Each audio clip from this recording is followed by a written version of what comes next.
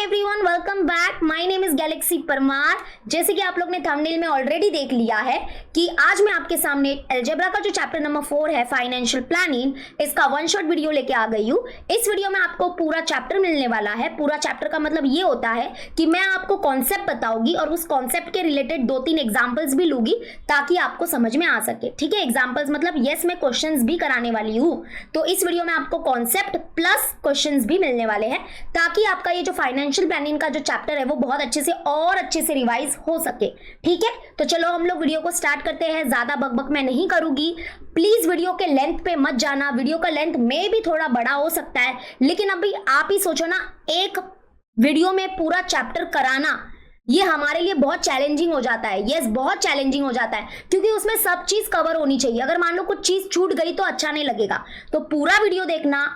मतलब कि मैं आपको ना प्रॉमिस करती हूँ कि अगर आप ये वीडियो पूरा देख लोगे ना, तो सच बोल रही हूँ, आपका ये चैप्टर बहुत अच्छे से, मतलब कि बहुत अच्छे से आपका ये चैप्टर प्रिपेयर हो जाएगा। ठीक है, तो जो एंड तक ये वीडियो देखेगा तो मुझे कमेंट जरूर करना।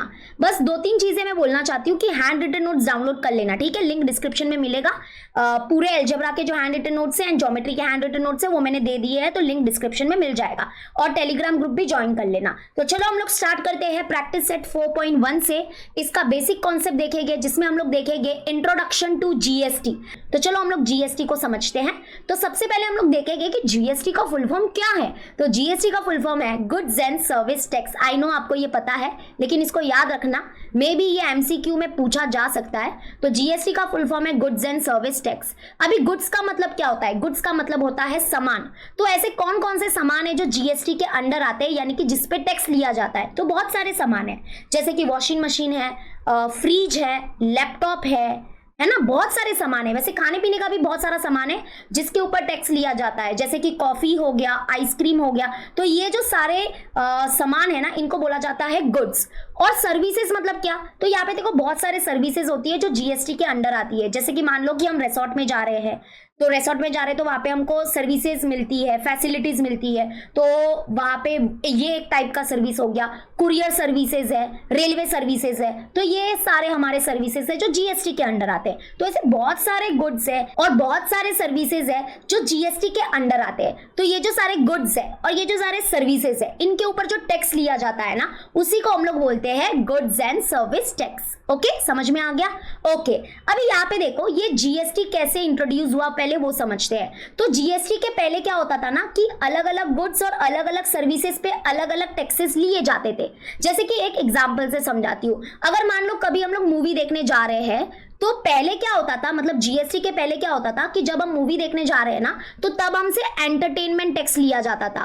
और अगर मान लो कि हम लोग कोई ज्वेलरी वगैरह खरीद रहे हैं, जो लग्जरी आइटम्स होते थे, या हम लोग मान लो कि 5 स्टार होटल वगैरह में जा रहे हैं, तो तब हमसे लग्जरी टैक्स लिया जाता था। यानी कि अलग अलग गुड्स और अलग अलग सर्विसेज पे अलग अलग टैक्सेस लिए जाते थे। तो पहले बहुत अलग अलग नाम के टैक्सेस थे, लेकिन फिर क्या हुआ ना कि फिर एक टाइम ऐसा आया कि जीएसटी इंट्रोड्यूस हुआ।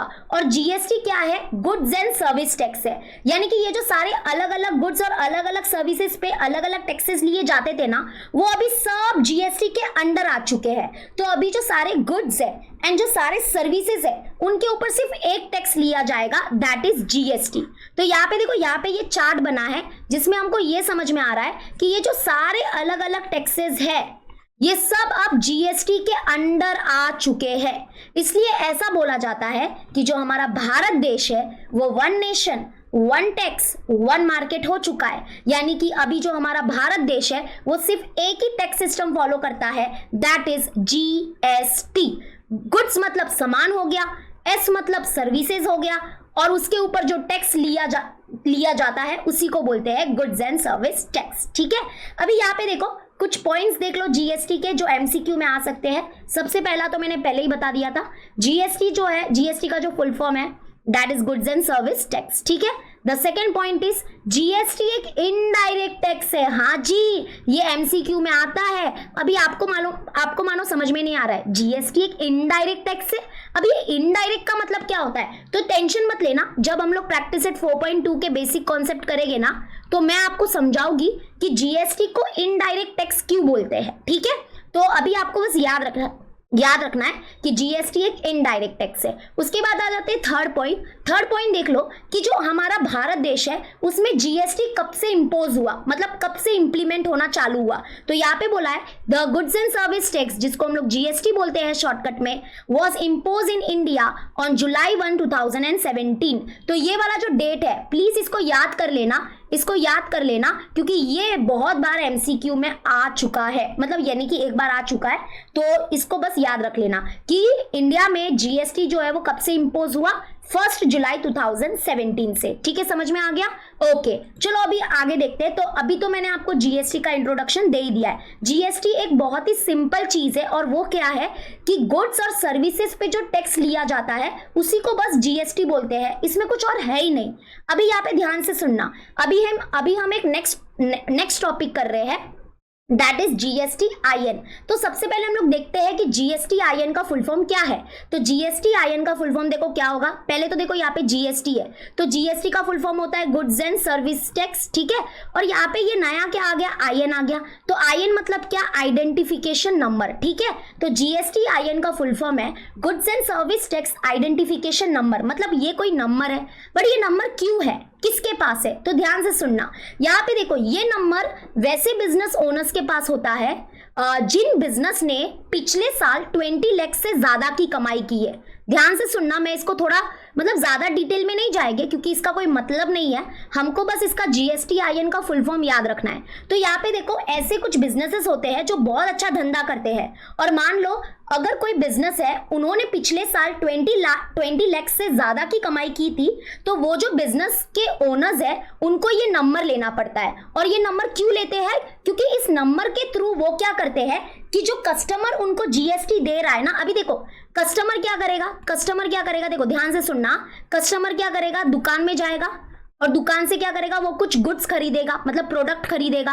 तो यहाँ पे अगर मान लो कि ये बिजनेस ऐसा है, मतलब यहाँ पे ये जो यहाँ पे मैंने अभी ये डब्बा बनाया है ना, सपोज करना कि ये कोई एक शॉप है, और ये शॉप की जो मतलब इसका जो एनुअल टर्नओवर था पिछले साल, मतलब कि इसने पिछले साल है ना 20 लाख से ज्यादा की कमाई की थी, ठीक है। तो अभी ये जो शॉप का जो ओनर है ना, उसने क्या किया है, जीएसटी आईएन नंबर ले लिया है, ओके। अब ये जीएसटी आईएन नंबर से क्या करेगा, तो यहाँ पे देखो जब कस्टमर क्या करेगा, इसके शॉप में जाएगा और वहां पे गुड्स खरीदेगा, तो गुड्स के ऊपर वो टैक्स देगा, यानी कि जीएसटी देगा। किसको देगा, शॉप वाले को देगा, यानी कि दुकानदार वाले को देगा। तो वो जो जीएसटी है, वो जीएसटी जो है वो शॉप वाला खुद नहीं रखेगा, मतलब कि वो माल जो शॉपकीपर है वो खुद नहीं रखेगा। ये जो जीएसटी है, जीएसटी क्या होगा, एक टैक्स होगा, मतलब पैसे आएंगे, पैसे, टैक्स टैक्स टैक्स पैसे। तो शॉप वाला जो है ना, वो ये जो टैक्स है, यानी कि ये जो पैसे है, टैक्स के जो पैसे है, वो इस नंबर के थ्रू किसको देगा, इस नंबर के थ्रू वो किसको दे देगा, गवर्नमेंट को दे देगा। किसको दे देगा, गवर्नमेंट को दे देगा, क्योंकि कोई भी शॉपकीपर वाला, दुकान वाला टैक्स अपने पास नहीं रख सकता, नहीं तो उसको जेल भी हो सकती है। तो अभी ये शॉपकीपर वाले के पास टैक्स आया है, कस्टमर के हाथ से उसने, मतलब कस्टमर ने उसको टैक्स दिया, तो अब वो टैक्स गवर्नमेंट को भी तो देना है ना, तो वो कैसे देगा, तो ये नंबर होता है उनके पास, ये नंबर के थ्रू वो गवर्नमेंट को टैक्स दे देता है। कौन, शॉपकीपर वाला। इसलिए देखो जीएसटी एक इनडायरेक्ट टैक्स भी होता है। इनडायरेक्ट टैक्स क्यों बोलते हैं, क्योंकि देखो यहाँ पे टैक्स कौन पे करता है, टैक्स कस्टमर पे करता है, ओके। और कस्टमर टैक्स पे करता है, लेकिन क्या डायरेक्टली गवर्नमेंट को पे करता है, क्या नहीं, वो किसी के थ्रू गवर्नमेंट को टैक्स देता है। इसलिए जीएसटी एक इनडायरेक्ट टैक्स है। गवर्नमेंट के पास टैक्स तो पहुंचता है, लेकिन किसी के थ्रू पहुंचता है, जो देता है उसके हाथों से नहीं पहुंचता है, कोई बीच में मिडल मैन होता है जो अपना टैक्स गवर्नमेंट को पहुंचाता है। इसलिए बोला जाता है जीएसटी एक इनडायरेक्ट टैक्स है, ठीक है। तो अभी यहाँ पे देखो जीएसटी आईएन के बारे में हमको देखना है। तो जीएसटी आईएन जो है, it is goods and service tax identification number. ये नंबर जो है ना, इसके पीछे बहुत ही, मतलब कि ये नंबर कोई ऐसा वैसा नंबर नहीं है कि अब बस एक नंबर दे देने का, नहीं। ये नंबर कुछ पैटर्न फॉलो करता है। अब ये पैटर्न क्या है जरा देख लो। जैसे कि जीएसटी आईएन जो है ना, इसमें क्या होते हैं, 15 अल्फा न्यूमेरिकल होते हैं। 15 अल्फा न्यूमेरिकल का मतलब क्या होता है कि ये जो नंबर है ना, इसमें अल्फाबेट्स भी होंगे और इसमें नंबर्स भी होंगे। तो ध्यान से सुनना, ये जो हमारा नंबर है ये 15 अल्फा न्यूमेरिकल से बना हुआ है और ऐसा क्वेश्चन आपको एमसीक्यू में आ सकता है, तो प्लीज इसको कहीं ना कहीं लिख देना। तो GSTIN is made up of 15 alpha numerical, मतलब इसमें अल्फाबेट्स भी होंगे और इसमें नंबर्स भी होंगे और टोटल अल्फा न्यूमेरिकल कितने होंगे, 15 होंगे। ठीक है, इसका कुछ पैटर्न है, इसका कोई पैटर्न भी होता है, लेकिन वो पैटर्न हमारे लिए इंपॉर्टेंट नहीं है क्योंकि वो नहीं आने वाला एग्जाम में। हाँ, ये एग्जाम में आ सकता है एमसीक्यू के लिए। इसका पैटर्न क्या है, अगर वो आपको पता है तो अच्छा है, नहीं पता है तो भी अच्छा ही है। यहाँ पे एक बार मैं बता देती हूँ कि ये जो फर्स्ट 2 डिजिट है ना, ये हमारा स्टेट कोड रिप्रेजेंट करते हैं, मतलब कि वो GSTIN नंबर कौन से स्टेट से बिलोंग करता है वो रिप्रेजेंट करता है। तो 27 जो है वो महाराष्ट्र का स्टेट कोड है, तो इससे ये पता चलता है कि ये जो GSTIN ये जो नंबर है वो महाराष्ट्र का नंबर है, यानी कि ये जो नंबर जिसके पास है वो इंसान महाराष्ट्र का है, ऐसे पता चलता है। ठीक है, तो first 2 digit state code represent करता है। फिर इसके बाद के जो नेक्स्ट 10 डिजिट है, ध्यान से सुनना, इसके बाद के जो नेक्स्ट 10 डिजिट है वो रिप्रेजेंट करते हैं पैन कार्ड नंबर। क्या रिप्रेजेंट करता है? Pan card number. किसका पैन कार्ड नंबर? तो देखो, वो जो बिजनेस है, वो जो बिजनेस है, जो बिजनेस का ओनर होगा ना, जो उसका मालिक होगा ना, तो वो मालिक का जो पैन कार्ड नंबर होगा ना, वो जो मालिक का पैन कार्ड नंबर होगा ना, वो यहाँ पे होगा। या कुछ कुछ मालिक क्या करते हैं, वो अपने बिजनेसेस का भी पैन कार्ड, अपने मतलब कि अपने दुकान का भी पैन कार्ड बना देते हैं। तो यानी कि यहाँ पे सिंपल सी बात है कि जो नेक्स्ट 10 डिजिट है वो पैन कार्ड नंबर होंगे। किसके पैन कार्ड नंबर होंगे उसका तुम टेंशन मत लेना। उसके बाद यहाँ पे देखो, ध्यान से सुनना, ये जो 1 है, ये 1 क्या रिप्रेजेंट करता है? तो ये 1 रिप्रेजेंट करता है 1 रजिस्ट्रेशन। 1 रजिस्ट्रेशन मतलब क्या कि अगर मान लो कि कोई है ना बहुत बड़ा बिजनेसमैन है, तो उसके पास तो बहुत सारे दुकान होंगे, तो हर दुकान का क्या एक ही GST नंबर होगा क्या? एक ही GSTIN होगा क्या? नहीं, तो एक अलग अलग दुकान के अलग अलग नंबर होंगे। तो मान लो कि उसके बहुत सारे दुकान है, तो सबका GSTIN नंबर होगा। तो ये जो पहली दुकान है तो उसमें क्या लिखा हुआ होगा? यहाँ पे 1 होगा। 1 मतलब 1 रजिस्ट्रेशन। फिर अगर मान लो दूसरी दुकान है तो उस पे यहाँ पे क्या लिखा हुआ होगा? 2 रजिस्ट्रेशन। 2 रजिस्ट्रेशन मतलब ये उसकी दूसरी दुकान का नंबर है, उसकी दूसरी दुकान का GSTIN है, ऐसे। ठीक है, और यहाँ पे क्या होगा? ये Z क्या होता है? Z जो है वो सबके लिए सेम ही होता है, Z बाय डिफॉल्ट सबका सेम ही होता है। ठीक है, और लास्ट में क्या होता है? ये जो लास्ट डिजिट है ना, वो नंबर भी हो सकता है, अल्फाबेट भी हो सकता है, और ये जो लास्ट डिजिट है उसको बोलते हैं चेकसम डिजिट। चेकसम डिजिट मतलब क्या होता है कि ये जो लास्ट हमारा डिजिट है ना, इससे ये पता चलता है कि जो हमारा ये दुकान का जो ओनर है वो टाइम पे GST पे कर रहा है कि नहीं, कोई घपला तो नहीं कर रहा है ना। तो ये जो लास्ट डिजिट है ना, उससे उसकी एंट्री डालते ही समझ में आता है कि उसका पूरा GST का जो लेखा पता है ना वो खुल जाता है कि हाँ, ये बच्चा बोल रही हूँ, ये जो इंसान है ये अच्छे से GST पे कर रहा है, इसका कोई लफड़ेबाजी नहीं चल रहा है, ये मतलब कि फ्रॉड वाला इंसान नहीं है, टाइम पे GST दे रहा है। तो इस लास्ट डिजिट को बोलते हैं चेकसम डिजिट। ठीक है, इतना बस हुआ, ज्यादा आप लोग को किचकिच करना नहीं है, मैंने इसके बारे में बता दिया है। बस इतना याद रखना कि ये जो नंबर है वो 15 अल्फा न्यूमेरिकल से बना है। ठीक है, समझ में आ गया? ओके, आगे आ जाते हैं। अभी यहाँ पे देखो, ये 2 बहुत इंपॉर्टेंट है, तो इसको ध्यान में रखना, ये MCQ में आ सकता है। अभी मैं आपको कुछ बताती हूँ। देखो, GST क्या है? GST हमारा गुड्स एंड सर्विस टैक्स है। गुड्स मतलब क्या होता है? गुड्स मतलब होता है सामान। ठीक है, तो यहाँ पे देखो, जो सारे हमारे जो सामान होते हैं, जो सारे गुड्स होते हैं, उनको एक यूनिक नाम से, यानी कि उनको एक यूनिक कोड से डिफाइन किया गया है, जिसको हम लोग बोलते हैं HSN कोड। ध्यान से सुनना, मैं इसको और अच्छे से बताऊंगी। तो जो सारे गुड्स है ना, उनको एक यूनिक कोड से डिफाइन किया गया है, जिसको बोला जाता है HSN कोड। HSN का फुल फॉर्म है हार्मोनाइज सिस्टम ऑफ नॉमेनक्लेचर। मतलब कि मान लो कि लैपटॉप है, लैपटॉप एक सामान है, तो जो सारे लैपटॉप्स हो गए ना, उनको एक यूनिक कोड से, उनको एक यूनिक कोड दिया है कि लैपटॉप का ये वाला कोड होगा। वैसे ही मान लो वॉशिंग मशीन हो गया, वॉशिंग मशीन का ये वाला कोड होगा। वैसे ही मान लो कॉफी भी एक गुड है, एक प्रोडक्ट है, तो कॉफी जितने भी डिफरेंट टाइप्स के कॉफी हो गए उससे मतलब नहीं है, कॉफी भी एक सामान है, तो कॉफी को एक कोड दिया रहेगा। ओके, तो यानी कि जो सारे गुड्स होते हैं उनको एक यूनिक कोड से डिफाइन किया गया है, जिसको हम लोग बोलते हैं HSN कोड्स। HSN कोड्स जो है वो गुड्स के लिए होता है, और HSN का फुल फॉर्म प्लीज याद कर लेना, MCQ में आ सकता है, that is harmonise system of nomenclature.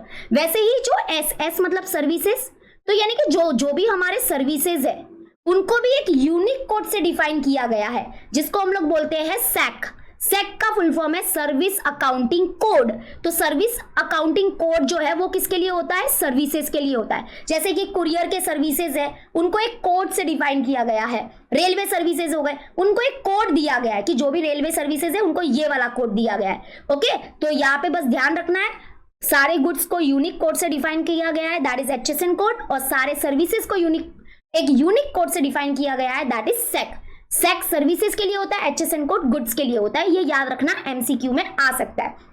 जैसे कि अभी देखो यहाँ पे एक बिल है, हमेशा याद रखना बिल को हम लोग बोलेंगे tax invoice. Okay, tax invoice बोला जाता है बिल को। और ये जो बिल है वो गुड्स का है। मुझे इसमें कुछ ज्यादा नहीं बताना है, बस मुझे इतना बताना है कि गुड्स है।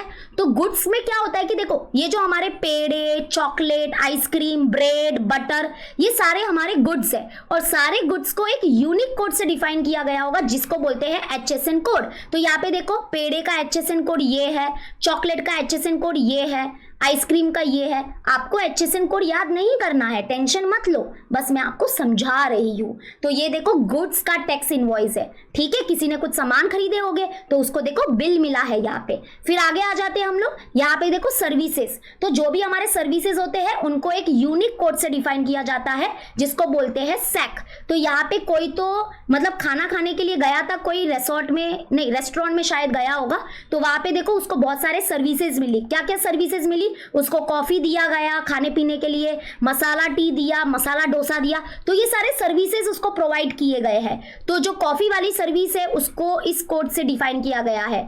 फिर जो मसाला वाली टी उसको प्रोवाइड की गई, तो वो जो सर्विसेज है उसको देखो इस कोड से डिफाइन किया गया है। देखो ये सेक लिखा है, सेक। सेक किसके लिए होता है, सर्विसेज के लिए होता है। बस मुझे ये बताना था। चलो अभी आगे आ जाते हैं। अभी आता है सबसे इंपॉर्टेंट चीज। देखो जो हमारे गुड्स एंड सर्विसेज है ना, उसकी ऑलरेडी गवर्नमेंट ने लिस्ट बना के रखी है कि कौन से गुड पे और जो सारे गुड्स है और सारे सर्विसेज पे उस पे कितना रेट ऑफ GST लगेगा, मतलब कितना टैक्स लगेगा, वो ऑलरेडी पहले से गवर्नमेंट डिसाइड करके रखती है। हमारे हाथ में थोड़ी ना छोड़ेगी, वो गवर्नमेंट ने सब कुछ डिसाइड कर लिया है। तो इस टेबल में देखो आपको सब कुछ मिल जाएगा कि गुड्स और सर्विसेज पे क्या क्या टैक्स लिया जाता है।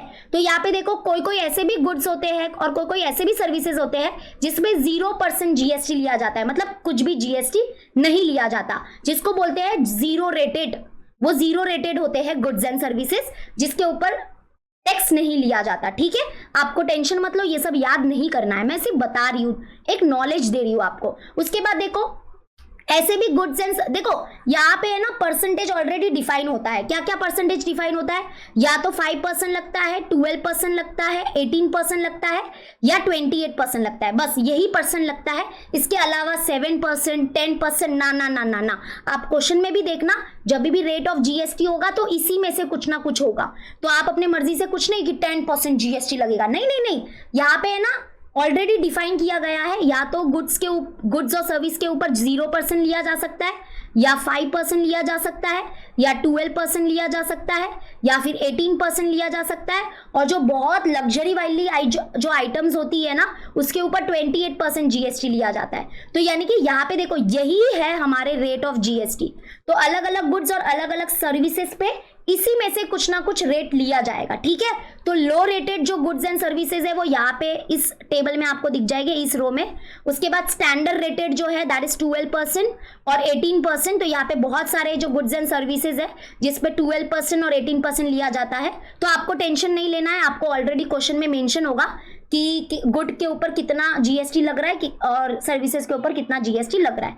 और यहाँ पे बहुत सारे जो लग्जरी आइटम्स वगैरह होते हैं, यानी कि थीम पार्क, वाटर पार्क जो होता है उसके ऊपर 28% GST लगता है, जिसको हाईली रेटेड बोलते हैं, ठीक है। तो ये टेंशन मतलब ये एक स्लैब है जो आपको, स्लैब मतलब ये एक टेबल है जो आपने देख लिया तो थोड़ा बहुत काम का ही है, ज्यादा तो है नहीं। ओके चलो अभी मैं आपको एक चीज बताती हूँ जो सबसे इंपॉर्टेंट है, ध्यान देना। यहाँ पे देखो, अभी ध्यान देना, ध्यान से समझने की कोशिश करना। मैं आपको एक स्टोरी बताऊंगी जिससे आपका क्लियर हो जाएगा सब कुछ। यहाँ पे देखो ध्यान देना कि मान लो कि मैं है ना कुछ खरीदने गई हूँ, जैसे कि मान लो कि मैंने कॉफी खरीदा, ठीक है, मैंने है ना कॉफी खरीदा। तो अभी कॉफी का जो प्राइस था ना, मान लो कि कॉफी का जो प्राइस है वो है ₹100, ठीक है। कॉफी का जो प्राइस है ना वो है ₹100। तो जो कॉफी का प्राइस होगा ना उसको बोलते हैं हम लोग टैक्सेबल वैल्यू। टैक्सेबल वैल्यू क्योंकि है ना कॉफी एक ऐसा गुड है जो GST के अंडर आता है, मतलब इसके ऊपर टैक्स लिया जाएगा। तो कॉफी एक ऐसा गुड है जिसके ऊपर टैक्स लिया जाएगा, बरोबर। तो अभी कॉफी का प्राइस मैंने पूछा तो उन्होंने क्या बताया 100 रुपीज, तो मैंने बोला ठीक है, लेकिन ये जो उन्होंने प्राइस बताया ना ये बिना टैक्स वाला प्राइस बताया। तो कॉफी क्या है, एक टैक्सेबल आइटम है, मतलब इसके ऊपर टैक्स लिया जाएगा। तो यानी कि यहाँ पे ये जो मुझे 100 रुपीज बताया ना ये है टैक्सेबल वैल्यू। टैक्सेबल वैल्यू मतलब वो वैल्यू जिसके ऊपर टैक्स लिया जाएगा। तो कॉफी के ऊपर जो रेट ऑफ जीएसटी जो चलता है वो चलता है 5%, मतलब कॉफी के ऊपर है ना 5% जीएसटी लिया जाता है, ठीक है। तो अभी देखो मैं समझाती हूँ, यहाँ पे देखो हमारे स्लैब में होगा 5% के अंदर देखो कॉफी आएगा, आई थिंक कॉफी किधर आएगा, देखो कॉफी इधर देखो, हाँ देखो ये देखो टी कॉफी जो है ना इसके ऊपर 5% लगता है, ठीक है। तो यहाँ पे देखो अभी ये ना रेट ऑफ जीएसटी 5% है, तो क्या मैं दुकान वाले को 100 रुपया देके आ जाऊंगी? नहीं नहीं नहीं, दुकान वाला बोलेगा अरे बहन जी रुको रुको 5% जीएसटी भी है। तो मैंने बोला अच्छा मुझे 5% जीएसटी भी देना है, तो बोलेंगे हाँ। तो अभी मैं क्या करूंगी, देखो ध्यान से सुनना, ये जो वैल्यू है it is known as taxable value. अभी इसके ऊपर टैक्स लिया जाएगा, टैक्स लिया जाएगा मतलब जीएसटी लिया जाएगा। तो अभी मैं फाइन करूंगी अमाउंट ऑफ जीएसटी। ध्यान से सुनना, सब कुछ समझ में आ जाएगा बच्चा पार्टी। हमेशा याद रखना रेट जो है, हमेशा याद रखना रेट मतलब rate will be in percentage. जब भी रेट होता है ना रेट, तो याद रखना वो रेट परसेंटेज में होता है। और जब मैं अमाउंट की बात करती हूँ ना तो अमाउंट जो है वो रुपीज में होता है। तो मुझे अभी ये फाइन करना है what is the amount of GST, मतलब मेरा टैक्स कितना लगा है मुझे पैसों में बताओ, रुपीज में बताओ, परसेंटेज में मुझे कोई इंटरेस्ट नहीं है। तो अभी बोलेगा कि भाई इसका 5%, इसका 5% मतलब क्या, तो मैं कैसे निकालूंगी, देखो 5% ऑफ 100 रुपीज, मतलब मुझे ये देखना है कि 100 रुपए का 5% कितना होता है, जितना भी होता है वो मेरा जीएसटी हो जाएगा, ठीक है। अभी अमाउंट ऑफ जीएसटी का वैसे तो फॉर्मूला होता है, मैं बताऊंगी आपको आगे चल के, लेकिन मैं क्या बोलूंगी, अगर आप इस चैप्टर के फॉर्मूला रटने जाओगे ना तो जिंदगी में ये चैप्टर आपसे नहीं होगा और आपको डिफिकल्ट लगेगा। अगर आप इसको समझ के जितना कर लोगे इट विल बी द मतलब टी ऑन द टॉप, इतना मजा आ जाएगा ना पूछो मत। तो यानी कि यहाँ पे देखो अमाउंट ऑफ जीएसटी मतलब मैं अभी ये पता करना चाहती हूँ कि भाई मेरा जीएसटी कितना लगा वो बता दे बस। तो अभी वो क्या बोलेगा, दुकान वाला बोलेगा कि ये 100 का 5% जितना भी होता है दे दो बस, मतलब दे दो मतलब कि वो आपका जीएसटी हो जाएगा। तो amount of GST is will be equal to 5% of 100, मतलब ये 100 रुपीज का 5% कितना होता है, तो 5 हमेशा याद रखना, ये परसेंटेज का साइन हम लोग क्या करते हैं पता ही होगा, डिवाइड में 100 कर देते हैं, ऑफ मतलब इनटू और यहाँ पे 100, तो ये कैंसिल, तो ये 5 बचा तो 5 रुपीज, मतलब 5 रुपीज मेरा जीएसटी है। तो ये 100 रुपीज क्या था, 100 रुपीज मेरा कॉफी का प्राइस था, कॉफी का सिर्फ प्राइस था, और इसके ऊपर अभी टैक्स लगेगा तो इसको बोलते हैं टैक्सेबल वैल्यू। तो मेरा कितना टैक्स लगा, मेरा 5 रुपया टैक्स लगा, मतलब 5 रुपीज क्या है, ये हमारा जीएसटी है और ये मेरा टैक्सेबल वैल्यू है। टैक्सेबल वैल्यू मतलब इसके ऊपर अभी टैक्स लिया गया, एंड टोटल अमाउंट कितना होगा 100 + 5 कितना होगा, दैट इज 105। तो जो दुकान वाला है ना वो मुझसे 105 रुपया लेगा, 100 रुपीज नहीं लेगा, वो मेरे से 105 रुपया देगा और मैं हक से उसको 105 रुपया देके आ जाऊंगी। तो मतलब कि जो कॉफी है वो मुझे कितने में मिली, कॉफी जो है उसका जो प्राइस में मतलब उसका जो परचेज प्राइस हो जाएगा, मतलब वो मैंने कितने में खरीदा, तो वो मैंने खरीदा 105 रुपए में।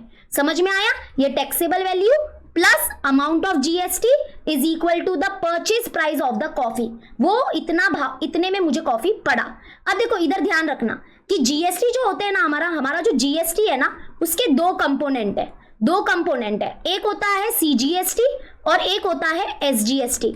आपको पता ही होगा कि there are 2 types of government, state government and central government. तो दोनों को क्या चाहिए, दोनों को पैसे चाहिए ये देश को चलाने के लिए। तो जीएसटी एक टैक्स है, तो ये जो टैक्स है वो दोनों गवर्नमेंट के पास पहुंचना चाहिए, इसलिए ऐसा होता है कि जीएसटी के 2 कंपोनेंट है, सीजीएसटी एंड एसजीएसटी। सीजीएसटी का फुल फॉर्म हो जाता है central goods and service tax और एसजीएसटी का फुल फॉर्म हो जाता है state goods and service tax. तो अभी जो मैंने ये 5 रुपए जीएसटी दिए, देखो ये 100 रुपया तो दुकान वाला ले लेगा, 100 रुपया तो दुकान वाले का हक है, दुकान वाला ले लेगा, ठीक है। यहाँ पे मैं लिख रही हूँ दुकान वाला ले लेगा, दुकान वाले का हक है इसके ऊपर। लेकिन ये 5 रुपए जो जीएसटी है ये कौन रखेगा, तो दुकान वाला क्या करेगा, देखो मैंने जीएसटी आईएन के बारे में बताया था, तो जीएसटी आईएन वो जो नंबर है ना उसके थ्रू ये 5 रुपया है ना दुकान वाला दे देगा। किसको दे देगा, स्टेट गवर्नमेंट को दे देगा और सेंट्रल गवर्नमेंट को दे देगा, ठीक है। तो यहाँ पे देखो ये 5 रुपया जो है ना उसके भी आधे आधे टुकड़े हो जाते हैं। हाँ ध्यान रखना, ये 5 रुपया है ना उसमें से 2.5 रुपीज और 2.5 रुपीज इसके आधे आधे टुकड़े हो जाएंगे, ये 5 रुपए के भी आधे आधे टुकड़े हो जाएंगे और आधे आधे टुकड़े होके स्टेट गवर्नमेंट के हाथ में आएगा ₹2.5 और सेंट्रल गवर्नमेंट के हाथ में भी आ जाएगा ₹2.5। इसलिए देखो यहाँ पे आपने बार बार ऐसा लिखा होगा है ना कि जो हमारा CGST है और जो हमारा SGST है वो हमेशा ये दोनों इक्वल होता है।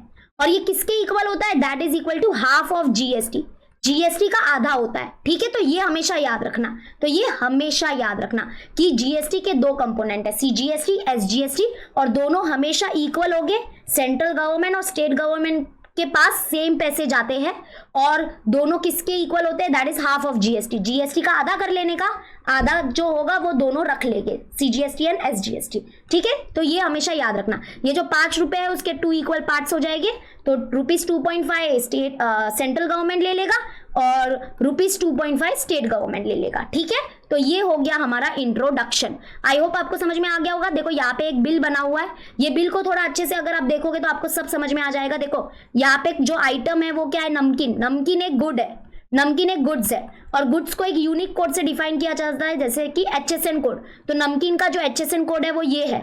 और यहाँ पे देखो ये क्या है? ये है टैक्सेबल वैल्यू। ध्यान रखना ये टैक्सेबल वैल्यू है। टैक्सेबल वैल्यू मतलब जिसके ऊपर टैक्स लिया जाएगा, तो इसके ऊपर टैक्स लिया जाएगा। और हमेशा याद रखना जो बिल होगा ना उसके ऊपर CGST SGST अलग अलग मेंशन होगा। तो CGST का जो प्राइस है और जो SGST का प्राइस है वो हमेशा इक्वल होगा और हमेशा इक्वल होके और फाइनल में जो प्राइस आता है इसको बोलते हैं it is the price with GST। ये जो प्राइस है वो विथ GST है, विथ GST, GST के साथ लास्ट में प्राइस लिखा हुआ आता है। ठीक है, समझ में आ गया। चलो अभी आगे आ जाते हैं। ये मैंने हैंड रिटन नोट्स दिए हैं। अभी देखो अगर आपने मैंने जो पढ़ाया वो अगर आपने अच्छे से सुना ना तो वैसा ही मैंने नोट्स भी बनाया है, तो it will be the best combination. अगर आप मेरा ही 1 शॉट वीडियो देख रहे हो और मेरे ही नोट्स अगर रेफर करोगे तो आपको दोबारा ये वीडियो देखने की कोई जरूरत नहीं है, क्योंकि आप नोट से उसको रिवाइज कर लेना। ठीक है, तो इसमें सब कुछ मैंने जैसा पढ़ाया है ना वैसा ही यहाँ पे लिखा भी है। चलो अब आगे आ जाते। तो ये सब मैं ऑलरेडी पढ़ा चुकी हूँ, मैं बार बार रिपीट नहीं करूंगी। यहाँ पे देखो मैं बार बार रिपीट नहीं कर रही हूँ, लेकिन एक बार बोल देती हूँ कि जिसके ऊपर GST लिया जाता है उसको बोलते हैं टैक्सेबल वैल्यू। मतलब कि जिसके ऊपर GST लिया जाता है उसको बोलते हैं टैक्सेबल वैल्यू। जैसे कि देखो कॉफी के 100 रुपए थे तो वो 100 मेरा टैक्सेबल वैल्यू था, अब उसके ऊपर GST लग के 105 रुपया मिला था लास्ट में, है ना। तो वो 105 रुपीज जो था वो जो वैल्यू था वो था वैल्यू विथ GST। ये था वैल्यू विथ GST, GST के साथ था ये वैल्यू। ठीक है, और वो जो 100 रुपए थे उसको बोलते हैं टैक्सेबल वैल्यू। अब यहाँ पे देखो, यहाँ पे लास्ट में क्या लिखा है, सॉरी सेकंड पॉइंट क्या लिखा है, टोटल वैल्यू और invoice value is the value with the GST। मतलब टोटल वैल्यू मतलब क्या? टोटल वैल्यू मतलब वो कि जो वैल्यू GST के साथ है, जैसे कि ये होता है टोटल वैल्यू, ये टोटल वैल्यू होता है और इसको बोलेंगे टैक्सेबल वैल्यू, मतलब इसके ऊपर टैक्स लिया जाएगा। ओके, अब यहाँ पे क्या बोला है थर्ड पॉइंट, ये भी इंपॉर्टेंट है। If not mention take a selling prices as a taxable value. मतलब कभी कभी क्या होता है क्वेश्चन में दिया नहीं होता है कि this is the taxable value, तो तब हमको क्या करना है, जो सेलिंग प्राइस है ना, मतलब जो बेचने का भाव है ना, उसी को आपको टैक्सेबल वैल्यू समझना है। ठीक है, जैसे कि अभी मान लो कि एक शर्ट है और मुझे बोला है कि ये शर्ट की जो सेलिंग प्राइस है वो है 200 रुपीज, तो इसका मतलब 200 हमारा टैक्सेबल वैल्यू हो जाएगा और इसके ऊपर अभी GST लगेगा। ठीक है, इसके ऊपर हम GST लगाएंगे ऐसा। फिर लास्ट पॉइंट कि remember that in tax invoice मतलब बिल होता है, कि बिल के ऊपर जो CGST का अमाउंट है is always equal to SGST amount. मतलब CGST का जो अमाउंट है और SGST का अमाउंट है वो हमेशा इक्वल होगा, जैसे कि मैंने आपको पहले ही बताया था। ओके, तो इसी के साथ हमारा 4.1 का इंट्रोडक्शन खत्म होता है और यहाँ पे आपके सामने फॉर्मूला की लिस्ट आती है। देखो मैंने तो आपके लिए नाम का फॉर्मूला का लिस्ट बना दिया है, बट मैं तो आपको यही बोलूंगी कि आप फॉर्मूला कम देखो और इससे अच्छा क्या होगा कि आप समझ के अगर क्वेश्चन को कर लोगे ना तो it will be the best combination. समझ के करो, बहुत अच्छा होगा, फॉर्मूला रटने की जरूरत भी नहीं है। ठीक है, तो यहाँ पे ये कुछ फॉर्मूला की लिस्ट है जो आपको समझ में आ जाएगी, इसको डाउनलोड कर लेना, PDF डिस्क्रिप्शन में दे दिया है। तो चलो अभी हम लोग क्या करेंगे, कुछ एग्जाम्पल सॉल्व करते हैं। आपके प्रैक्टिस सेट से ही मैंने एग्जाम्पल्स लिए हैं। तो सबसे पहला क्वेश्चन हमारे स्क्रीन के ऊपर ये रहा। तो चलो अभी हम लोग करते हैं कुछ एग्जाम्पल। तो सबसे पहला क्वेश्चन देखो क्या है, Pawan medical supplies medicine, on some medicine the rate of GST is 12%, then what is the rate of CGST and SGST। जैसे कि यहाँ पे देखो जो मेडिसिन है ना वो एक गुड है, गुड्स है, मतलब यानी कि मेडिसिन एक सामान है तो इसके ऊपर जीएसटी लगता है, और जो रेट ऑफ जीएसटी है जो मेडिसिन के ऊपर लगता है दैट इज 12%।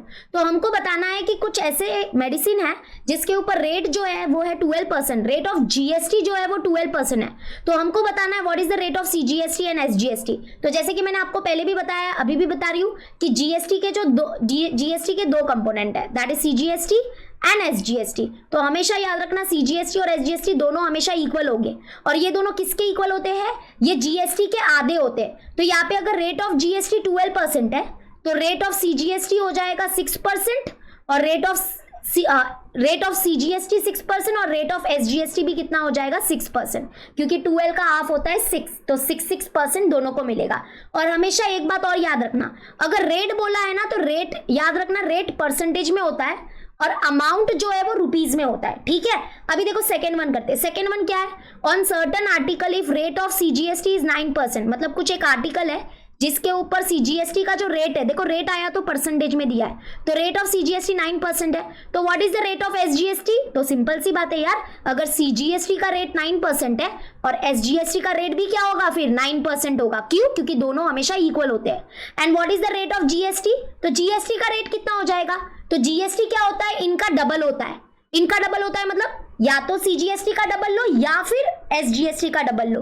तो यानी कि रेट ऑफ जीएसटी हो जाएगा 9 का डबल करो, 9 का डबल होता है 18%, तो यानी कि रेट ऑफ जीएसटी हो जाएगा 18%, ठीक है। तो यहाँ पे परसेंट जरूर लगा देना। यहाँ पे आप ऐसा फॉर्मूला भी लिख सकते हो, क्या लिख सकते हो, रेट ऑफ जीएसटी जो है ना उसका फॉर्मूला ऐसे लिख सकते हो, rate of GST is equal to rate of CGST plus rate of SGST plus rate of SGST. तो ऐसा फॉर्मूला लिख के भी आप कर सकते हो। सोल्यूशन तो आई थिंक आप अपने बुक में देख ही लोगे, मैं तो बस आपको एक एक्सप्लेनेशन दे रही हूँ छोटा सा। तो यहाँ पे 9% प्लस 9%, तो ये कितना हो जाएगा 18%।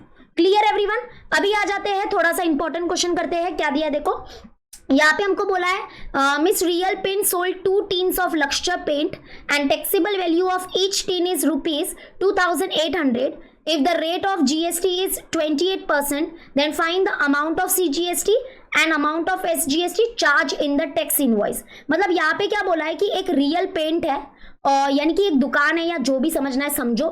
यहाँ पे क्या बोला है कि उन्होंने क्या किया, 2 टीन्स ऑफ लक्ष्य पेंट बेचे, यानी कि ऐसे 2 डब्बे हैं, 2 डब्बे जो है ना 2 डब्बे बेचे किसके, लक्ष्य पेन के। और यहाँ पे क्या बोला है, the taxable value of each tin is ₹2800।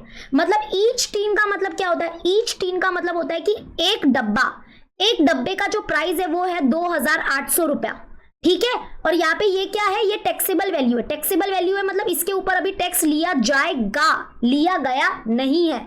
और यहाँ पे बोला है कि जो पेंट है उसके ऊपर रेट ऑफ जीएसटी जो चलता है वो चलता है 28%, क्योंकि पेंट एक लग्जरी चीज है, मतलब कि पेंट एक मतलब कि it is a very good, मतलब बहुत अच्छा गुड होता है, तो इसके ऊपर हायर रेट है।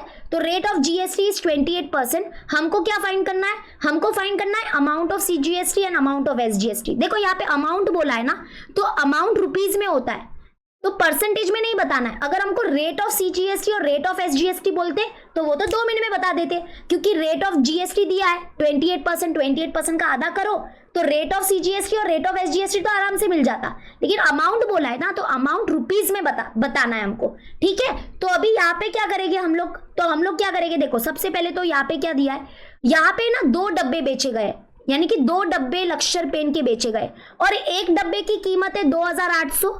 तो 2 डब्बे की कीमत कितनी हो जाएगी, तो हम यहाँ पे बोलेंगे, यहाँ पे हम लोग सबसे पहले तो ये फाइंड करेंगे, अरे बाबा 2 डब्बे बेचे गए हैं, 2 टीन्स बेचे गए हैं ना, तो हम यहाँ पे लिखेंगे टैक्सेबल वैल्यू ऑफ 2 टीन्स, मतलब 2 डब्बे का क्या प्राइस होगा पहले वो देखेंगे। तो हम इसको क्या करेंगे, 2 × 2800 करेंगे, यानी कि ये जो 2800 है ना, इसको हम लोग 2 से मल्टीप्लाई करेंगे ताकि हमको ये पता चल सके कि 2 डब्बे का प्राइस क्या होगा। 2 0 0, 2 0 0, 2 8 हो जाएगा 16, 2 2 4 प्लस 1 5, यानी कि यहाँ पे क्या आंसर आया, ₹5600। तो ये है हमारा 2 डब्बे का टैक्सेबल वैल्यू, एक डब्बे का नहीं 2 डब्बे का टैक्सेबल वैल्यू हमको मिल गया 5600। अभी हम लोग क्या करेंगे, अभी हम लोग निकालेंगे जीएसटी। अभी हमको क्या निकालना है, अमाउंट ऑफ जीएसटी निकालना है, क्योंकि देखो दिमाग लगाओ, अमाउंट ऑफ जीएसटी से ही हमको क्या मिलेगा, अमाउंट ऑफ सीजीएसटी मिलेगा, अमाउंट ऑफ सीजीएसटी मिलेगा, और क्या मिलेगा, अमाउंट ऑफ एसजीएसटी मिलेगा। है ना, अमाउंट ऑफ SGST मिलेगा, क्योंकि जब एक बार हमारे पास अमाउंट ऑफ GST आ गया तो अमाउंट ऑफ GST का आधा करेंगे और हमको अमाउंट ऑफ CGST और अमाउंट ऑफ SGST मिल जाएगा। तो अभी हम कैसे फाइंड करेंगे अमाउंट ऑफ GST, कैसे फाइंड करेंगे, तो उसका देखो एक फॉर्मूला होता है। अमाउंट ऑफ GST का फॉर्मूला क्या होता है, इसका फॉर्मूला होता है रेट ऑफ GST का जो रेट है इनटू क्या होगा, इनटू होगा टैक्सेबल वैल्यू, जिसके ऊपर हमको टैक्स लेना है। लेकिन मैं क्या बोलूंगी, ये फॉर्मूला को रटने की जरूरत नहीं है, ये फॉर्मूला को मत रटो, मैं आपको समझाती हूँ। देखो इसके ऊपर टैक्स लगेगा, देखो इसके ऊपर नहीं लगेगा, ये एक डब्बे का प्राइस है, यहाँ पे 2 डब्बे बेचे गए हैं तो दोनों डब्बे के ऊपर GST लगेगा ना। तो पहले हमने निकाला कि 2 डब्बे का प्राइस क्या हो जाएगा, तो ये हो जाएगा। अभी इसके ऊपर टैक्स लगेगा, तो कितना टैक्स लगेगा, 28% लगेगा। तो हम क्या बोलेंगे, यहाँ पे देखो रेट ऑफ GST कितना है, 28% into taxable value. Taxable value क्या है, टैक्सेबल वैल्यू है हमारा 5600, यानी कि हम ये फाइंड कर रहे हैं कि 5600 का 28% कितना होता है, जितना भी होता है वो हमारा क्या हो जाएगा, GST हो जाएगा।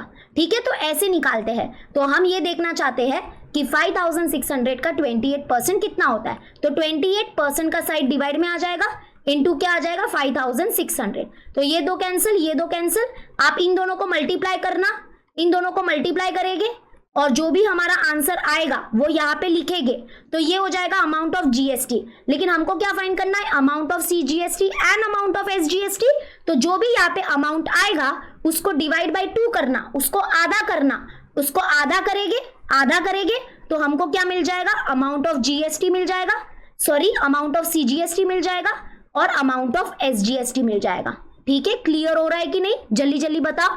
देखो मैं अभी इधर मल्टीप्लाई करके आपको दिखाऊंगी, फिर आधा करूंगी, इतना हमारे पास टाइम नहीं है। मैं ये उम्मीद करती हूँ कि ये आप आराम से इसको कर लोगे। ठीक है, आधा कर देना, आपको अमाउंट ऑफ CGST SGST मिल जाएगा। चलो अभी एक बहुत बड़ा क्वेश्चन करते हैं, क्योंकि मुझे सब टाइप के क्वेश्चन लेने हैं, मैं इधर टाइम पास के लिए नहीं आई हूँ, मुझे बहुत ही अच्छे से आपको पढ़ाना है।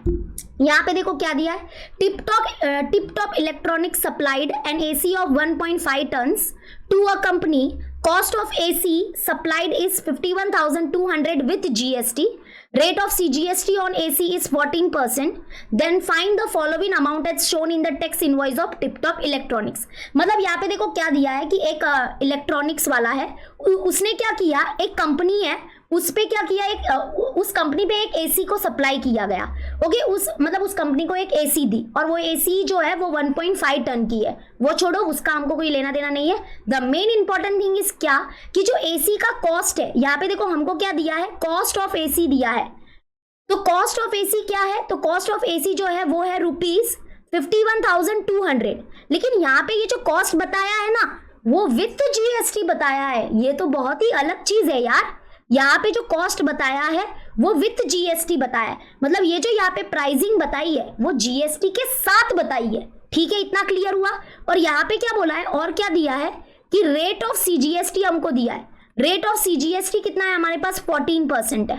ठीक है, और अभी हमको ये सब निकालना है। तो फर्स्ट वाला क्या बोला है, फर्स्ट वाला बोला है what is the rate of SGST। Rate of SGST क्या हो जाएगा, देखो सिंपल है, रेट ऑफ CGST 14% है तो रेट ऑफ SGST भी 14% हो जाएगा, दोनों इक्वल होते हैं। उसके बाद यहाँ पे बोला है रेट है ना, तो याद रखना रेट मतलब परसेंटेज में होता है, तो रेट परसेंटेज में होता है, ये याद रखना। तो रेट ऑफ CGST 14% है तो रेट ऑफ SGST भी 14% होगा। यहाँ पे बोला है रेट ऑफ GST निकालो ऑन AC, तो रेट ऑफ GST क्या होगा, इनका डबल है ना, मतलब किसका डबल, या तो इसका डबल लो या इसका डबल लो, दोनों का ले सकते हो। तो यहाँ पे हम लोग क्या करेंगे, यहाँ पे 14% यानी कि rate of CGST plus rate of SGST दोनों को ऐड कर देंगे तो आपको क्या मिल जाएगा, रेट ऑफ GST मिल जाएगा। दोनों को प्लस कर दो, या यहाँ ऐसे भी बोल सकते हो कि वी आर जस्ट डबल कर रहे हैं हम लोग। तो यानी कि यहाँ पे क्या हो जाएगा, ये हो जाएगा 28%। तो यानी कि यहाँ पे रेट ऑफ GST जो है वो है 28%। ठीक है, रेट बोला है, अगर रेट बोला है तो वो डायरेक्टली मिल जाएगा। अभी आ जाता है what is the taxable value of AC। देखो ये बहुत यूनिक है, टैक्सेबल वैल्यू क्या हो जाएगा AC का, देखो या क्या ये टैक्सेबल वैल्यू है क्या, नहीं, ये हमारा वैल्यू है विथ GST, मतलब इसमें GST इंक्लूड है। हमको बताना है कि AC का टैक्सेबल वैल्यू क्या है, AC का टैक्सेबल वैल्यू क्या है, तो वो बताना है। तो वो हम कैसे फाइंड करेंगे, तो हमेशा याद रखना, यहाँ पे लेट ले लेंगे, लेट ले लेते हैं, let the taxable value of AC of AC be rupees x. ध्यान से सुनना, ये टैक्सेबल वैल्यू है, ठीक है। अभी इसको थोड़ा अच्छे से सॉल्व करना पड़ेगा, इसका थोड़ा बड़ा प्रोसेस है, तो ध्यान से सुनना। ये है हमारा टैक्सेबल वैल्यू। अभी देखो हमारे पास क्या है, ध्यान से सुनना, हमारे पास क्या है, अमाउंट ऑफ एसी या cost of AC with GST हमारे पास है। मतलब ये वैल्यू है, हमारे पास एसी की वैल्यू है लेकिन वो विथ जीएसटी है। तो amount of AC with GST है, तो ये किससे बनता है, ये दो चीजों से बनता है। मतलब कि यहाँ पे क्या होगा, ये अमाउंट कैसे बनेगा, ये अमाउंट बनेगा टैक्सेबल वैल्यू, टैक्सेबल वैल्यू जो होगा एसी का वो, प्लस जो हमारा अमाउंट ऑफ जीएसटी है, अमाउंट ऑफ जीएसटी है वो। तो जब हम इन दोनों को जोड़ेंगे, देखो टैक्सेबल वैल्यू और जीएसटी को अगर हम जोड़ते हैं तो इन दोनों को जोड़ने के बाद ये अमाउंट मिलता है, और वो अमाउंट हमको दिया है 51,200। तो यहाँ पे टैक्सेबल वैल्यू कितना है वो नहीं पता, अमाउंट ऑफ जीएसटी कितना है वो भी नहीं पता, लेकिन हाँ हम इन दोनों को ऐड करेंगे तो ये इसके इक्वल होगा, ये तो गारंटी है। तो चलो अभी हम क्या करेंगे, देखो टैक्सेबल वैल्यू को तो एक्स ले लिया, अभी हम अमाउंट ऑफ जीएसटी निकालेंगे। तो बताओ अमाउंट ऑफ जीएसटी निकालने का फॉर्मूला, तो इसके बाद क्या करने का, अमाउंट ऑफ जीएसटी निकालने का। अमाउंट ऑफ जीएसटी का देखो पीछे भी किया था, अमाउंट ऑफ जीएसटी क्या होता है, रेट ऑफ जीएसटी, मतलब कि रेट कितना है, जीएसटी का रेट कितना है एसी के ऊपर, 28% लेना, 14% मत लेना, जीएसटी बोला है जीएसटी, तो 28% ऑफ एक्स। ऑफ एक्स क्यों, देखो फॉर्मूला याद करो ना यार, तुम लोग तो है ना अभी ऐसा बिहेव करोगे और ये मीन्स कितना हार्ड है, ये तो डिफिकल्ट लग रहा है, कुछ हार्ड नहीं है, मैं तुमको समझाती हूँ। देखो एक तो है ना आप ये फॉर्मूला याद कर लेना, कौन सा, अमाउंट ऑफ जीएसटी का। अमाउंट ऑफ जीएसटी का फॉर्मूला होता है rate of GST into taxable value. क्या होता है, इनटू टैक्सेबल वैल्यू, ठीक है, इनटू टैक्सेबल वैल्यू।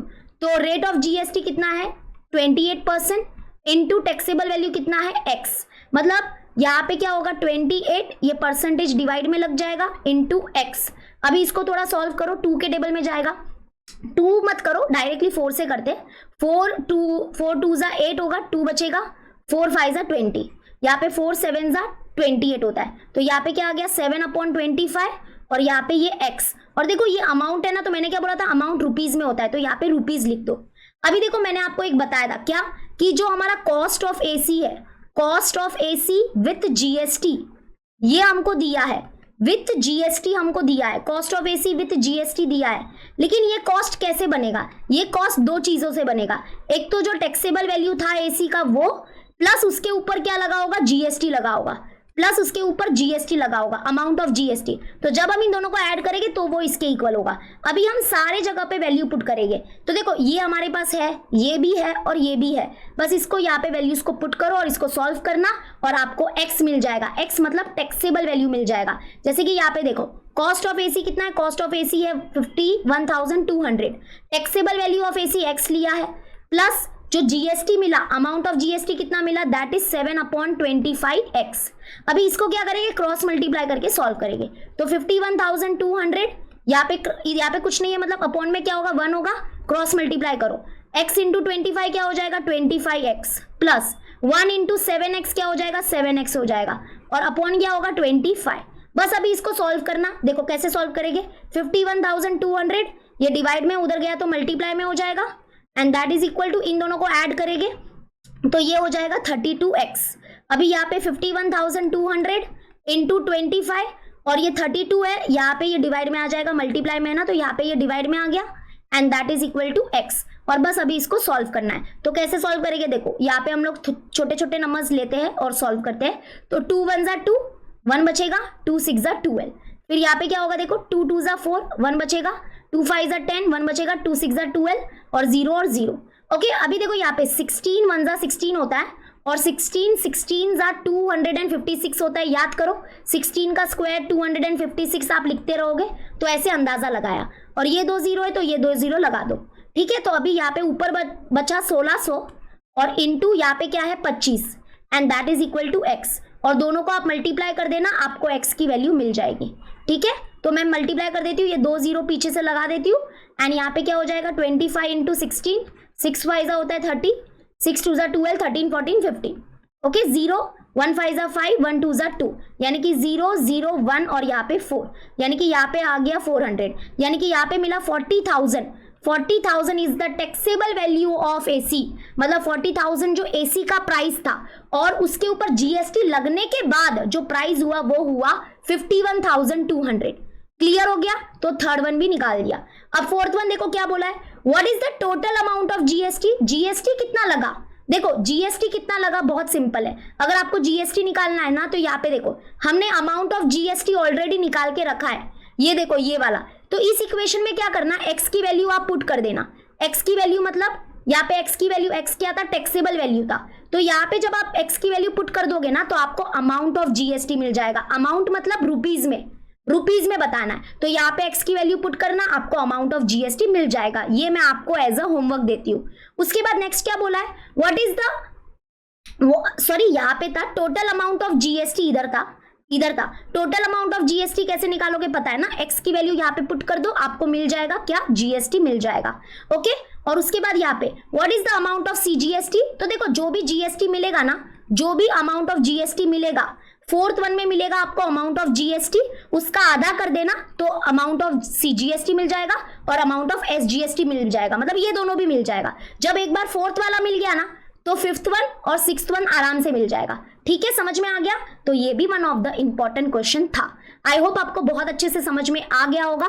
चलो यहाँ पे अभी देखो मैं एक चीज बताती हूँ, ये ना डिस्काउंट वाला एक क्वेश्चन है, लेकिन ये मैं पूरा नहीं कराऊंगी, लेकिन ये थोड़ा बता देती हूँ आपको। यहाँ पे देखो क्या दिया है कि ये ना यहाँ पे Prasad purchase a washing machine from Maharashtra electronic goods, मतलब प्रसाद क्या कर रहा है, वॉशिंग मशीन खरीद रहा है। यहाँ पे क्या बोला है, the discount of 5% was given, मतलब 5% का क्या दिया, उसको डिस्काउंट दिया गया है। तो ये क्या है, हमारा डिस्काउंट का रेट है, मतलब उसको डिस्काउंट मिल रहा है on the printed price of ₹40,000। मतलब एक वॉशिंग मशीन था, उसके ऊपर एक प्राइस लिखा गया था जिसको बोलते हैं हम लोग प्रिंटेड प्राइस, और उस प्रिंटेड प्राइस के ऊपर उसको डिस्काउंट मिल रहा है। ठीक है, कितना डिस्काउंट मिल रहा है, 5% का उसको डिस्काउंट मिल रहा है।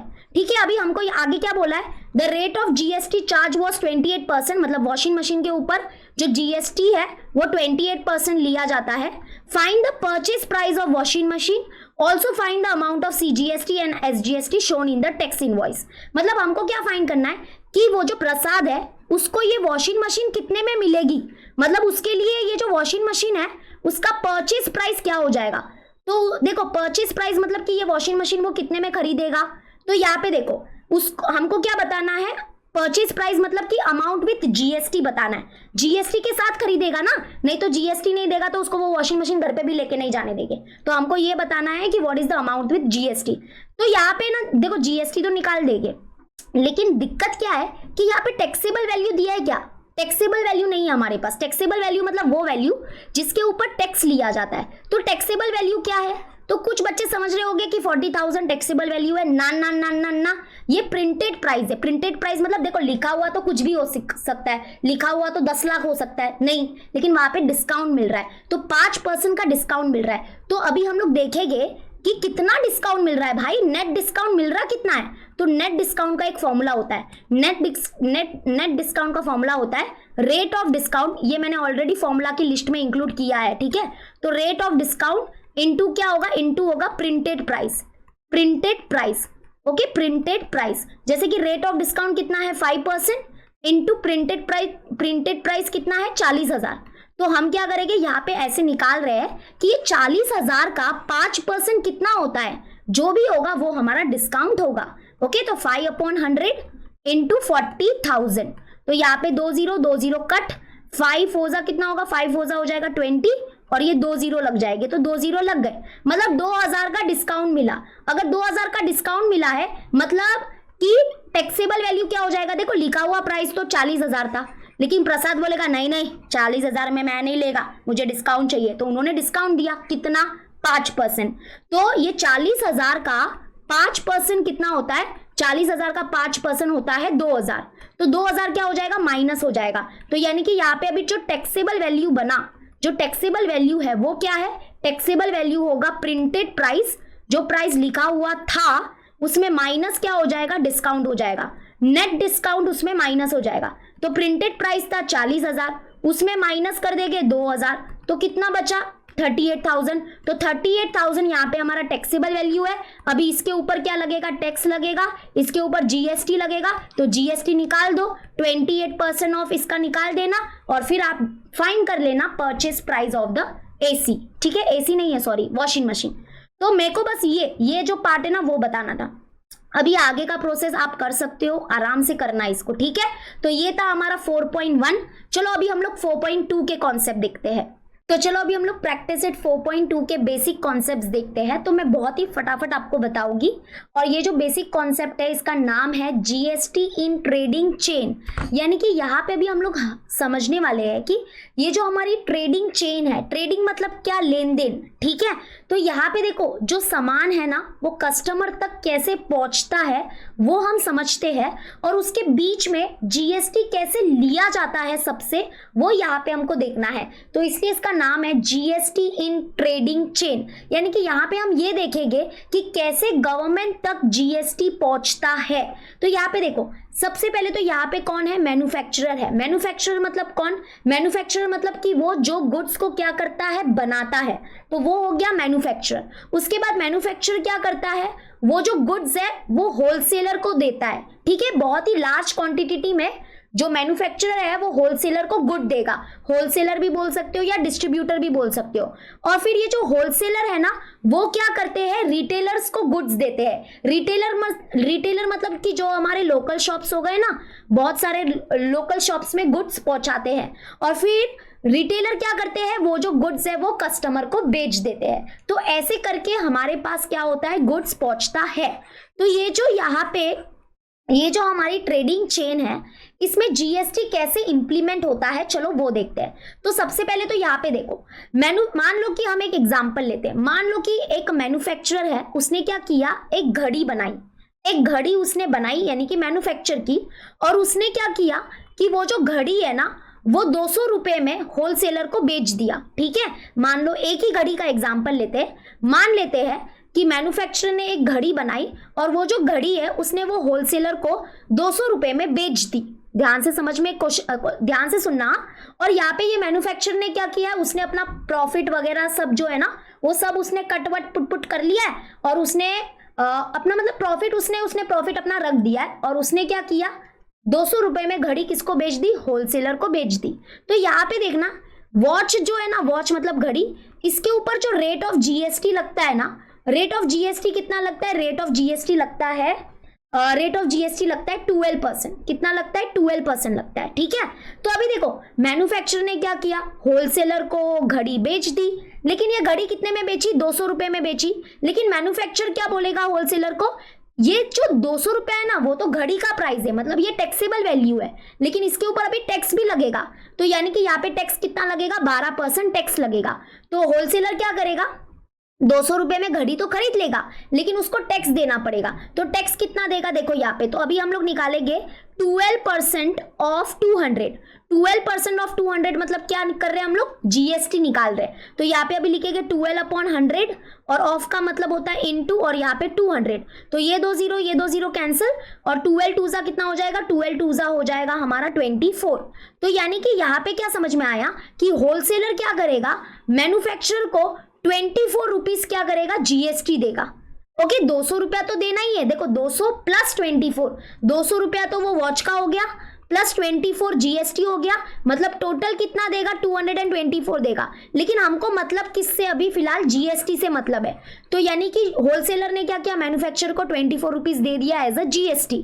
तो अभी मैन्युफैक्चरर क्या करेगा, वो जीएसटी अपने पास रखेगा क्या, नहीं, उसको सजा हो जाएगी, उसको जेल हो जाएगी। तो मैन्युफैक्चरर क्या करेगा, ये जो 24 रुपीज उसको एज अ जीएसटी जो मिला है, ये 24 रुपीज वो किसको दे देगा, गवर्नमेंट को दे देगा।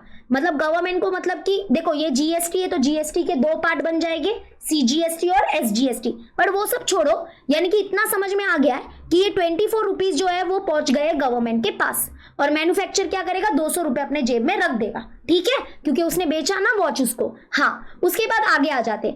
अभी देखो यहाँ पे होलसेलर ने मैन्युफैक्चरर को कितना दिया, 24 रुपीज दिया है, ये याद रखना। अभी मान लेते कि ये जो होलसेलर है ना वो सेम वॉच क्या करेगा, 300 रुपए में रिटेलर को बेचेगा, क्योंकि उसको भी तो कमाना है ना। अगर 200 में ही बेच देगा तो उसको क्या मिलेगा, कुछ नहीं मिलेगा। तो उसने अपने वॉच का प्राइस इंक्रीज कर दिया। तो होलसेलर ने क्या किया, रिटेलर को 300 रुपए में वॉच बेच दी। लेकिन अभी देखो, जैसे मैन्युफैक्चरर ने क्या किया, होलसेलर से जीएसटी लिया ना, तो होलसेलर भी क्या करेगा, अभी रिटेलर से जीएसटी लेगा। तो रिटेलर कितना देगा, रिटेलर कितना जीएसटी देगा होलसेलर को, तो यहाँ पे देखो ये टैक्सेबल वैल्यू है, मतलब इसके ऊपर अभी टैक्स लगेगा। तो अभी हम लोग क्या करेंगे, 300 का टैक्स निकालेंगे, मतलब कि 12% ऑफ 300 निकालेंगे।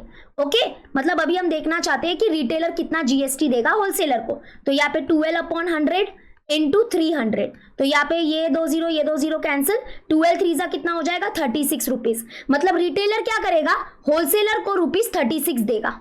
ओके, ये क्या है, जीएसटी है। तो मतलब रिटेलर टोटल कितना देगा, 300 रुपया वॉच प्लस 36 रुपीज जीएसटी, मतलब टोटल मिलेगा 336। उसमें से ये 300 रुपया तो होलसेलर खुद रखेगा, और ये 36 रुपीज का क्या होगा। तो यहाँ पे देखो, आपके दिमाग में ऐसा आ रहा होगा कि अच्छा अभी ये 36 रुपीज जो है ना, होलसेलर क्या कर देगा, गवर्नमेंट को दे देगा। लेकिन नहीं नहीं नहीं नहीं नहीं, ये पूरे 36 रुपीज नहीं मिलेंगे, गवर्नमेंट को 36 रुपीज नहीं देगा होलसेलर। क्यों नहीं देगा, होलसेलर गवर्नमेंट को 36 रुपीज नहीं देगा, क्यों, क्योंकि यहाँ पे देखो मैं समझाती हूँ।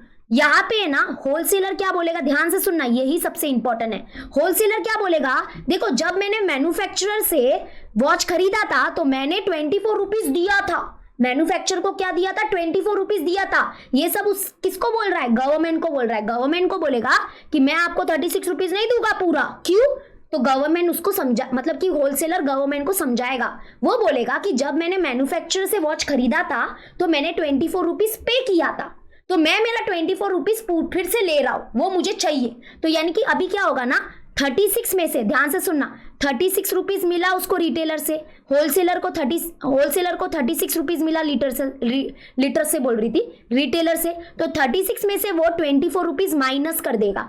24 रुपीज माइनस क्यों कर रहा है, वो 24 रुपीज फिर से ले रहा है, खुद का पैसा फिर से ले रहा है। तो 36 माइनस 24 करो तो कितना आएगा, यहाँ पे आएगा 12। तो 12 रुपीज, मतलब कि जो बची हुई रकम है 12 रुपीज, तो होलसेलर कितना देगा गवर्नमेंट को, 12 रुपीज देगा। कितना देगा, 12 रुपीज देगा। ध्यान से सुन लेना, 36 रुपीज नहीं देगा, 12 रुपीज देगा। क्यों देगा, क्योंकि उसने उसके 24 रुपए ले लिए, जो उसने मैन्युफैक्चर को दिए थे ना जीएसटी, वो उसने उसका रख दिया। ठीक है, अभी आगे आ जाते। रिटेलर क्या करेगा, अभी कस्टमर को सेम वॉच बेचेगा, लेकिन क्या वो 300 में बेचेगा, क्या नहीं, वो भी अपना भाव बढ़ाएगा। तो रिटेलर ने जो प्राइस रखा है वॉच का, वो रखा है 400 रुपीज, और अभी रिटेलर क्या करेगा, कस्टमर से भी जीएसटी कलेक्ट करेगा। तो ये टैक्सेबल वैल्यू है। कस्टमर कितना टैक्स देगा, तो देखो अभी हम लोग फाइन करेंगे 12% ऑफ 400। तो अभी हम लोग यहाँ पे फाइन करेंगे 12 और परसेंट मतलब 100 इंटू 400। तो ये 20 कैंसिल, 12 इंटू 4 कितना हो जाएगा, 12 इंटू 4 हो जाएगा 48 रुपीज हो जाएगा। तो यानी कि कस्टमर जो है वो रिटेलर को 48 रुपीज देगा जीएसटी। तो टोटल कितना देगा, 400 रुपीज जो हमारा वॉच का प्राइस है प्लस 48, दैट इज 448। तो ये 400 तो हमारा रिटेलर रख देगा, लेकिन ये 48 रुपीज का क्या होगा, तो रिटेलर देखो, रिटेलर 48 रुपीज गवर्नमेंट को देगा क्या, नहीं। रिटेलर भी क्या बोलेगा, रिटेलर बोलेगा कि मैंने जब होलसेलर से वॉच खरीदा था तो मैंने 36 रुपीज दिया था, तो मेरे को वो 36 रुपीज मेरे फिर से चाहिए। तो यानी कि रिटेलर क्या करेगा, ये 48 रुपीज जो है, 48 रुपीज जो है उसमें माइनस क्या कर देगा, 36 माइनस कर देगा। तो जो बचा, कितना बचा, देखो अभी कितना बचेगा, 2 और 4 माइनस 3 1, तो 12 रुपीज बचा। तो रिटेलर क्या करेगा, गवर्नमेंट को 12 रुपीज दे देगा। ओके, उसने अपना जो 36 रुपीज जो दिया था ना वो फिर से रख लिया। तो ऐसे करके देखो, ये पहले मैन्युफैक्चरर ने कितना दिया, 24 रुपीज दिया गवर्नमेंट को, और होलसेलर ने कितना जीएसटी दिया, 12 रुपीज दिया, रिटेलर ने कितना दिया, 12 रुपीज दिया। जब आप ये तीनों को काउंट करोगे तो आपको मिलेगा 48 रुपीज। कितना मिलेगा, 48 रुपीज मिलेगा। और ये याद रखना, कस्टमर ने, ध्यान से सुनना, ये जो कंज्यूमर मतलब कस्टमर ने रिटेलर को 48 रुपीज दिया था, मतलब जो गवर्नमेंट के पास पहुंचा जीएसटी और जो कस्टमर ने जो जीएसटी दिया वो सेम होता है। मतलब कि कस्टमर गवर्नमेंट को पूरा जीएसटी देता है। ये जो बीच में जो आते हैं ना, इनकी जेब से कुछ नहीं जाता है जीएसटी कौन देता है, कस्टमर देता है। इन लोग तो क्या करेंगे, होलसेलर, रिटेलर, मैन्युफैक्चरर क्या करते हैं, वो अपना जो जीएसटी उन्होंने दिया रहता है ना, वो फिर से उन लोग रख लेते हैं। तो आफ्टर ऑल जो जीएसटी गवर्नमेंट को देता है वो कस्टमर देता है, लेकिन वो किसी के थ्रू देता है ना, इसलिए जीएसटी को बोला जाता है इनडायरेक्ट टैक्स। क्या बोला जाता है? Indirect tax. और ये जो यहाँ पे है ये क्या है? This is GST payable of manufacturer. मतलब ये क्या है? जीएसटी पेएबल है। कितना पे हो रहा है GST payable? 24 rupees. Okay, manufacturer का जीएसटी पेएबल है। होलसेलर का जीएसटी पेएबल कितना है? ₹2। तो जीएसटी पेएबल ऑफ होलसेलर है ₹12। और रिटेलर कितना जीएसटी पे कर रहा है? ₹12। तो इसको बोलेंगे जीएसटी पेएबल ऑफ रिटेलर। ठीक है, तो यानी कि यहाँ पे ना एक फॉर्मूला डिराइव हो रहा है, यहाँ पे एक फॉर्मूला बन रहा है जीएसटी पेएबल का फॉर्मूला। ध्यान से सुनना अभी मैं जो बोल रही हूँ। जीएसटी पेएबल का फॉर्मूला होता है आउटपुट टैक्स माइनस आईटीसी। अब इसका मतलब क्या होता है? आउटपुट टैक्स और आईटीसी क्या है? तो यहाँ पे देखो दो वर्ड का आपको ध्यान रखना है। सबसे पहले हम लोग देखेंगे इनपुट टैक्स। इनपुट टैक्स क्या होता है? इनपुट टैक्स होता है कि GST paid at the time of purchase. ध्यान से सुनना, GST paid at the time of purchase, वो होता है हमारा इनपुट टैक्स। और आउटपुट टैक्स क्या होता है? आउटपुट टैक्स होता है जीएसटी कलेक्टेड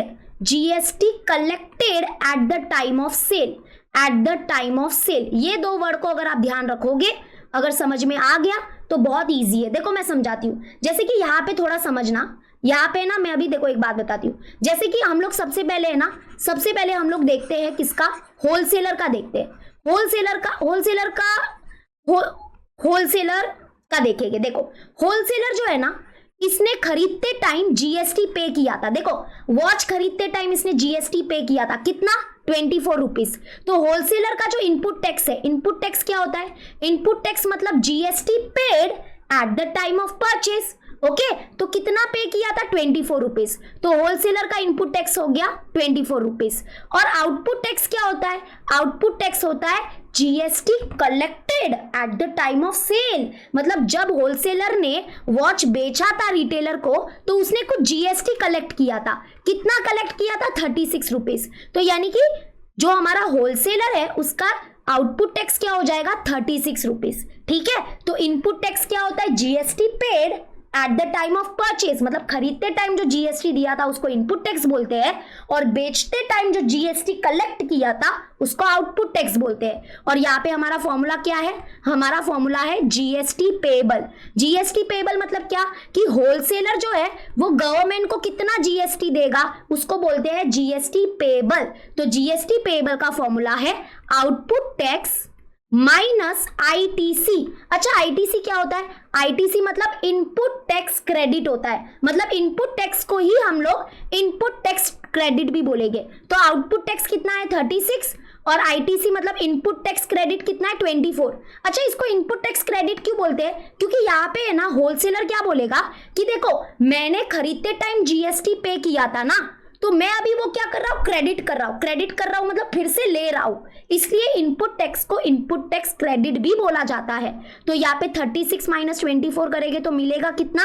12 रुपीज। तो देखो याद करना, होलसेलर ने गवर्नमेंट को कितना दिया था? 12 रुपए दिए थे। तो ये आ गया जीएसटी पेएबल ऑफ होलसेलर। ऐसे कर करके आप रिटेलर का भी जीएसटी पेएबल निकाल सकते हो, कस्टमर का नहीं निकाल सकते। क्यों? क्योंकि कस्टमर ने आगे किसी को वॉच नहीं दिया है या वॉच नहीं बेचा है, तो कस्टमर जो है ना उसके पास आउटपुट टैक्स नहीं है। ठीक है, तो होलसेलर का और रिटेलर का जीएसटी पेएबल इस फॉर्मूला से निकल जाएगा। तो यही है हमारा पूरा 4.2 का फॉर्मूला। तो यहाँ पे मैंने वही सब कुछ लिखा है, मैं बार बार रीड नहीं करूंगी, टाइम पास होगा वरना। तो बस दो चीजों का ख्याल रखना है।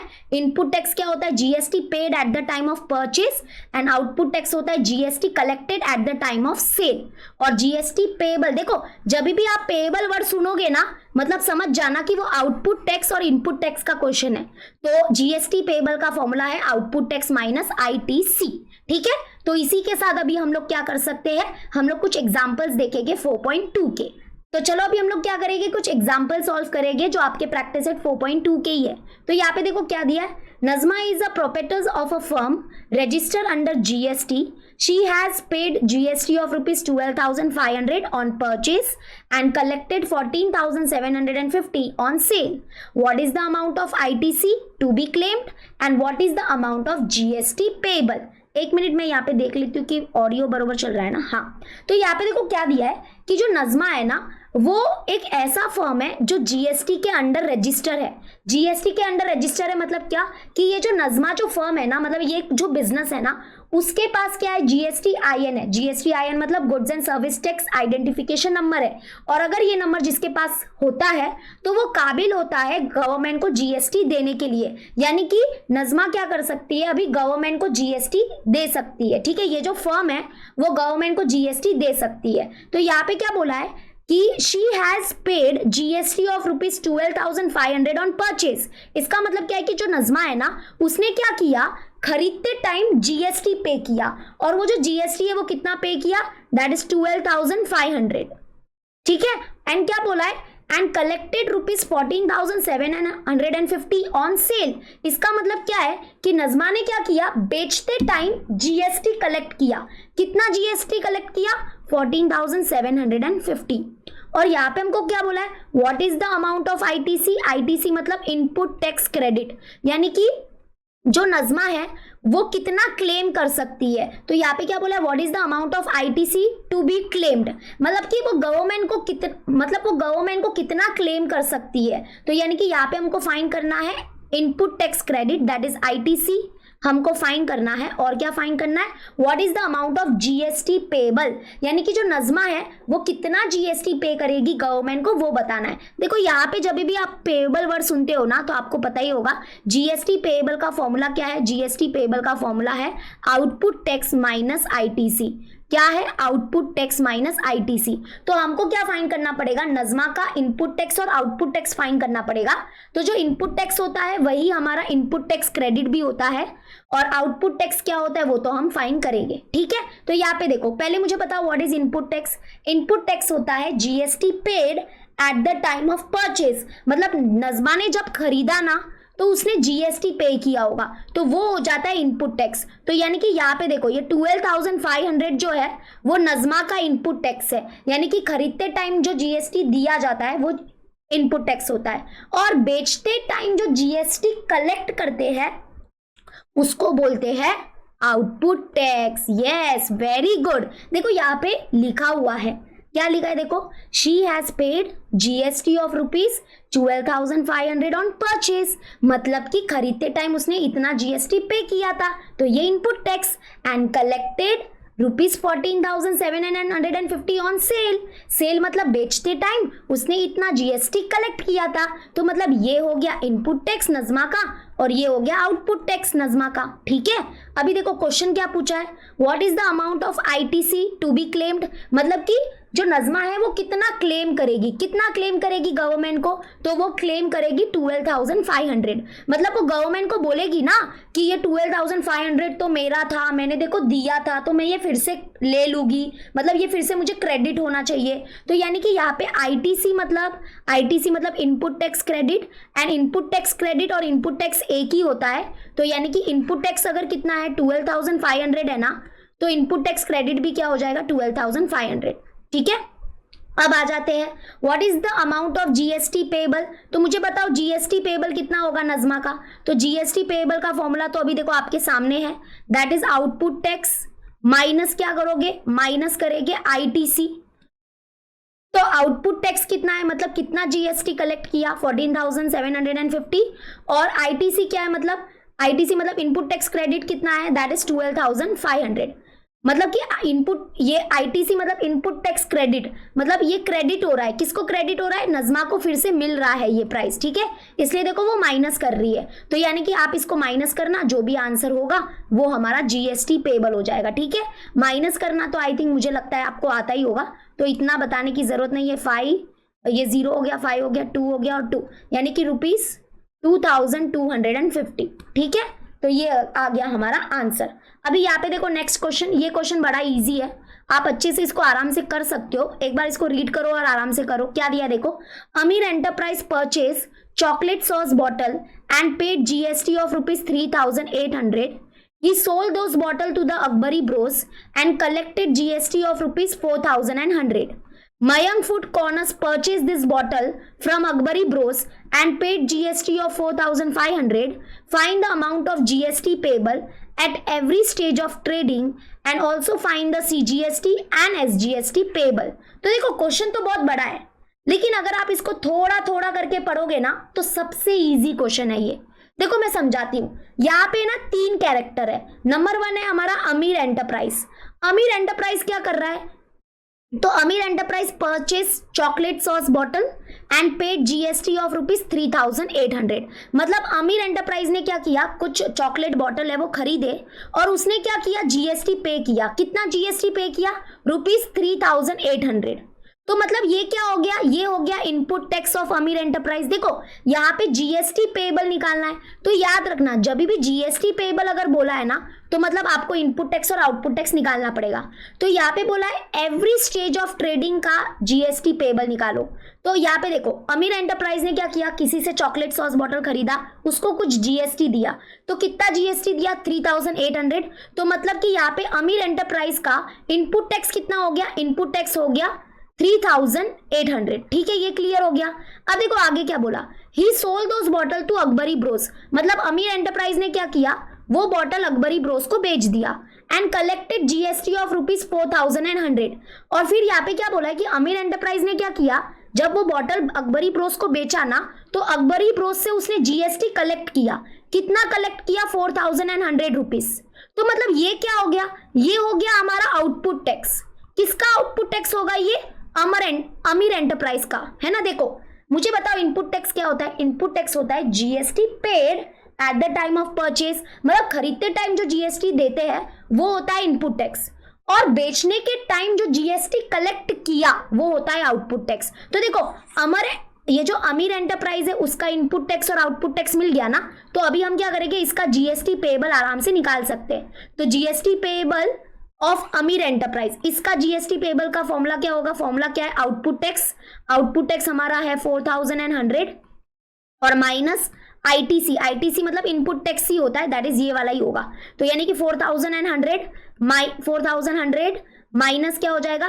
3,800। बस इसको माइनस करना, आपको आंसर मिल जाएगा। ठीक है, अमीर एंटरप्राइज समझा। अब आगे देखो, आगे क्या बोला है, Mayank food corners purchase those bottle from the Akbari bros. मतलब यहाँ पे क्या बोला है कि एक मयंक फूड कॉर्नर है। ओके, यहाँ पे कोई तीसरा कैरेक्टर आ गया। तो मयंक फूड कॉर्नर क्या करता है, वो अकबरी ब्रोस से क्या करता है, वो जो सॉस बॉटल है वो खरीदता है। ठीक है, तो यहाँ पे क्या बोला है, Mayank food corner purchase this bottle from Akbari bros. मतलब सिंपल सी बात है, अकबरी ब्रो क्या कर रहा है, वो बॉटल किसको पास कर रहा है? मयंक को पास कर रहा है। एंड यहाँ पे क्या बोला है, एंड पेड जीएसटी ऑफ 4,500। मतलब मयंक फूड कॉर्नर क्या करता है, अकबरी ब्रोस को क्या करता है, रुपीज 4,500 एज अ जीएसटी दे देता है। ठीक है, और अभी हमको क्या बोला है, find the amount of GST payable at every stage of trading. तो देखो हमने अमीर एंटरप्राइज का जीएसटी पेएबल फाइंड किया है ना, वैसे ही अकबरी ब्रोस का भी फाइंड करना पड़ेगा। तो मुझे बताओ अकबरी ब्रोस का इनपुट टैक्स कितना हो जाएगा? अभी अकबरी ब्रोस की बारी। ठीक है, तो इनपुट टैक्स क्या होता है? इनपुट टैक्स मतलब GST paid at the time of purchase. तो यहाँ पे देखो अकबरी ब्रोस ने अमीर एंटरप्राइज को कितना जीएसटी दिया था? इतना दिया था ना, है ना। देखो यहाँ पे दिया है, यहाँ पे बोला है कि जो हमारा ये अमीर एंटरप्राइज है उसने अकबरी ब्रोस से कितना कलेक्ट किया था? इतना कलेक्ट किया था। तो मतलब अकबरी ब्रो ने अमीर को इतना दिया है, इतना जीएसटी पे किया है। तो मतलब कि अकबरी ब्रोस का जो इनपुट टैक्स होगा वो होगा 4,100।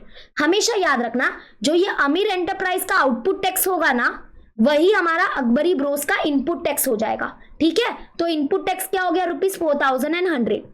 अभी मुझे बताओ आउटपुट टैक्स कितना होगा? आउटपुट टैक्स कितना होगा अकबरी ब्रो का? तो यहाँ पे देखो अकबरी ब्रोस ने मयंक फूड कॉर्नर से कितना कलेक्ट किया? इतना कलेक्ट किया ना, तो इसका मतलब ये क्या हो जाएगा, आउटपुट टैक्स हो जाएगा अकबरी ब्रोस का। तो देखो इनपुट टैक्स है, आउटपुट टैक्स है, तो आप जीएसटी पेएबल तो आराम से निकाल सकते हो।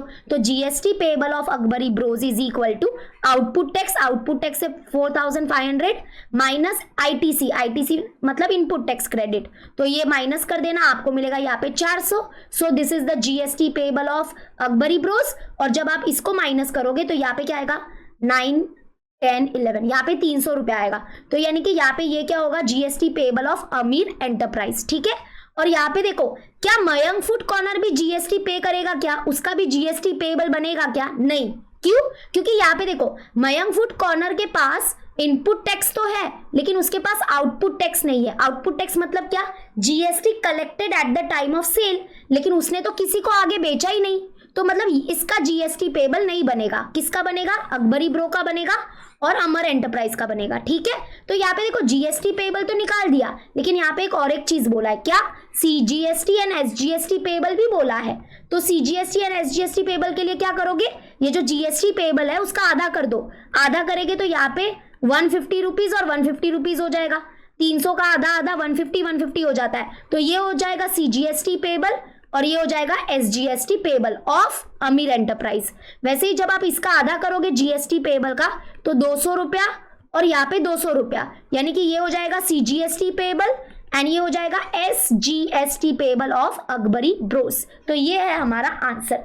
आई नो मैं बहुत ही ऐसे मतलब कि अच्छे से लिखा के नहीं करा रही हूँ, बट आई होप आपको बहुत अच्छे से ये समझा होगा ये कॉन्सेप्ट पूरा, ठीक है। अभी यहाँ पे देखो एक चीज मैं आपको बताती हूँ कि जब दो, यहाँ पे देखो, यहाँ पे ये एमसीक्यू में आएगा तो मुझे ये बताने देना, रुको 2 मिनट के लिए।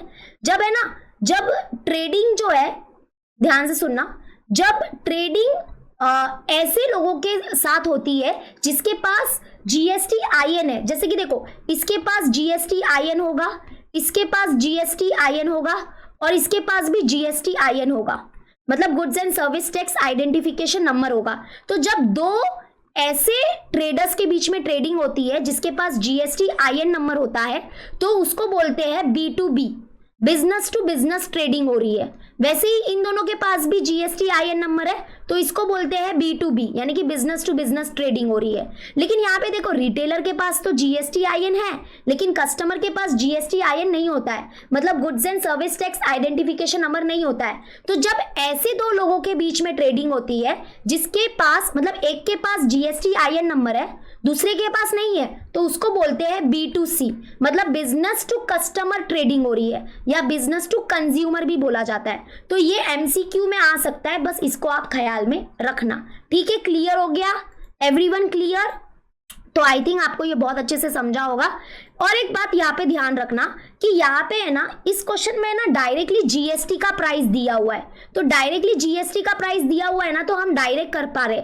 किसी किसी क्वेश्चन में क्या होता है ना कि डायरेक्ट जीएसटी नहीं दिया होता है, वहां पे ना वो आर्टिकल का प्राइस दिया होता है, मतलब आर्टिकल को इतने में बेचा तो हम जीएसटी निकालते हैं, ठीक है। तो ऐसा भी एक क्वेश्चन हो सकता है, तो वो थोड़ा ध्यान रखना। यहाँ पे डायरेक्ट जीएसटी दिया था इसलिए इनपुट टैक्स और आउटपुट टैक्स डायरेक्ट मिल गए, ठीक है। तो आई थिंक आपको ये बहुत अच्छे से समझा होगा। तो अब यहाँ पे देखना कि अभी हमने 4.1 और 4.2 के कॉन्सेप्ट्स कर लिए और थोड़े एग्जाम्पल समझ लिए हमने। अभी यहाँ पे जो आगे के जो 2 प्रैक्टिस सेट के जो हमारे कॉन्सेप्ट है और क्वेश्चंस है वो हम एक दूसरे वीडियो में करेंगे, है ना। मजा आएगा कि नहीं आएगा? अभी आप क्या करना, देखो मैं आपको होमवर्क देती हूँ। अभी आप क्या करना कि जो हमारा ये 4.1 और 4.2 के जो क्वेश्चंस है ना, मतलब कि सारे क्वेश्चंस, वो सारे क्वेश्चंस आप इसको कंप्लीट कर दो, मतलब मेरे साथ चलो तो आपका ये चैप्टर बहुत अच्छे से हो जाएगा। तो मैंने 4.1 और 4.2 के कॉन्सेप्ट बता दिए। अभी आप क्या करना कि 4.1 के जो क्वेश्चंस है और 4.2 के जो क्वेश्चंस है वो खुद से ट्राई करना उसको सॉल्व करने को। अगर आपको समझ में नहीं आता है तो मेरे वीडियोस अवेलेबल है, वो वीडियोस देख के उसको सॉल्व करना। लेकिन ये आप आज टारगेट बना दो, टारगेट कर दो कि हाँ मुझे 4.1 और 4.2 खत्म करना है, खत्म करना है, खत्म करना है और खत्म करना ही है, ओके। और यहाँ पे देखो ये 4.1 और 4.2 जो है इसके रिलेटेड हमारा प्रॉब्लम सेट 4, इसके रिलेटेड हमारा प्रॉब्लम सेट 4A भी है। तो प्रॉब्लम सेट 4A को भी खत्म करना है, तब जाके आपका ये डिक्लेयर हो जाएगा कि आपने 4.1 और 4.2 को बहुत अच्छे से कर लिया है। तो ये डिक्लेयर कर दो आज कि आज मैं प्रण लेती हूं कि मैं 4.1 और 4.2 के कॉन्सेप्ट अच्छे से करूंगा और प्रॉब्लम सेट 4A भी करूंगा। ओके, इंट्रोडक्शन टू जीएसटी जिंदाबाद। अभी 4.3 4.4 जो है वो अलग है, थोड़ा सा अलग है। शेयर्स मार्केट, ब्रोकरेज, ब्रोकर आ जाएगा, तो वो थोड़ा हमको संभल के करना है। ठीक है, तो चलो अभी हम लोग मिलते हैं अपने नेक्स्ट वीडियो में। इसका पार्ट 2 लेके आओगी, तो don't miss that video. Promise करो कि आप वो वीडियो भी जरूर देखोगे। और जिसने ये वीडियो एंड तक देखा है, congratulation, you are going good and तुम फोड़ के आओगे। ठीक है, चलो मिलते हैं नेक्स्ट वीडियो में। Bye and take care. Handwritten note जरूर डाउनलोड कर लेना, लिंक डिस्क्रिप्शन में दे दूंगी।